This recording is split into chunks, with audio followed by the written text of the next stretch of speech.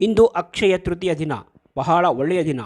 ಈ ಶುಭವಾದ ದಿನ ಶುಭ ದಿನವೇ. ಅರಿವೇ ಗುರು, ಜ್ಞಾನಜ್ಯೋತಿ, ಜ್ಞಾನದೀವಿಗೆ, ಸಮಾಜತೆಯ ಹರಿಕಾರ, ಸರ್ವ ಸಮಾಜದ ಉದ್ಧಾರಕ, ಕ್ರಾಂತಿಯೋಗಿ, ಕನ್ನಡ ಸಾಹಿತ್ಯವನ್ನು ಮುಗಿಲೆತ್ತರಕ್ಕೆ ಕೊಂಡೊಯ್ದ ಆಧುನಿಕ ವಚನಕಾರ, ಶೋಷಿತ ವರ್ಗದ ಆಶಾಕಿರಣ, ಕರ್ನಾಟಕದ ಸಾಂಸ್ಕೃತಿಕ ನಾಯಕ, ವಿಶ್ವಗುರು ಬಸವಣ್ಣನವರ ಜಯಂತಿಯನ್ನು ರಾಜ್ಯದೆಲ್ಲೆಡೆ ಸಡಗರ ಸಂಭ್ರಮ ಭಕ್ತಿಯಿಂದ ಆಚರಿಸಲಾಯಿತು. ಕಳೆದ 1 ತಿಂಗಳಿಂದ ಚುನಾವಣೆಯ ಪ್ರಚಾರದಲ್ಲಿ ತೊಡಗಿದ್ದ ಕರ್ನಾಟಕದ ಮುಖ್ಯಮಂತ್ರಿ ಸಿದ್ದರಾಮಯ್ಯ ಇಂದು ಮೈಸೂರಿನಲ್ಲಿ ಬಸವನ ಪ್ರತಿಮೆಗೆ ಮಾಲಾರ್ಪಣೆ ಮಾಡುವ ಮೂಲಕ ಬಸವ ಜಯಂತಿಗೆ ಚಾಲನೆ ನೀಡಿದರು.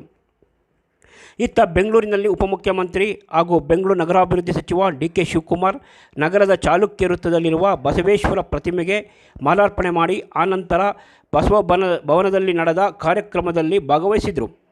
ಬೆಂಗಳೂರು ನಗರದ ಮಲ್ಲೇಶ್ವರಂನಲ್ಲಿರುವ ಬಿಜೆಪಿ ಕೇಂದ್ರ ಕಚೇರಿಯಲ್ಲಿ ಬಸವಣ್ಣನ ಭಾವಚಿತ್ರಕ್ಕೆ ಪುಷ್ಪವನ್ನು ಅರ್ಪಿಸಿದ ಬಿಜೆಪಿ ರಾಜ್ಯಾಧ್ಯಕ್ಷ ವಿಜಯೇಂದ್ರ ಯಡಿಯೂರಪ್ಪ, ಬಸವಣ್ಣನ ತತ್ವವೇ ನನಗೆ ದಾರಿದೀಪವಾಗಿದೆ, ಅವರ ನುಡಿಯಂತೆ ನಾನು ನಡೆದುಕೊಳ್ಳುತ್ತೇನೆ ಎಂದು ರಾಜ್ಯದ ಜನತೆಗೆ ಶುಭಾಶಯವನ್ನು ಕೋರುವ ಮೂಲಕ ಬಸವ ಜಯಂತಿಯನ್ನು ಆಚರಿಸಿದರು. ಇದೇ ಸಂದರ್ಭದಲ್ಲಿ ಬಿಜೆಪಿಯ ಕೇಂದ್ರ ವಿಭಾಗದ ಅಧ್ಯಕ್ಷ ಎಸ್. ಹರೀಶ್ ಹಾಜರಿದ್ದರು. ಕಲ್ಯಾಣದುರ್ಗ ತಪೋಲಹಳ್ಳಿಯಲ್ಲಿರುವ ಬಸವೇಶ್ವರ ಜಯಂತಿಯನ್ನು ಬಳ್ಳಾರಿಯ ಕಲ್ಯಾಣ ಶ್ರೀಗಳ ದಿವ್ಯ ಸಾನ್ನಿಧ್ಯದಲ್ಲಿ ಆಚರಿಸಲಾಯಿತು. ಬಳ್ಳಾರಿಯಲ್ಲಿ ನೂತನ ಬಸವೇಶ್ವರ ಪ್ರತಿಮೆಯನ್ನು ಕಲ್ಯಾಣ ಶ್ರೀಗಳ ನೇತೃತ್ವದಲ್ಲಿ ಲೋಕಾರ್ಪಣೆ ಮಾಡಲಾಯಿತು.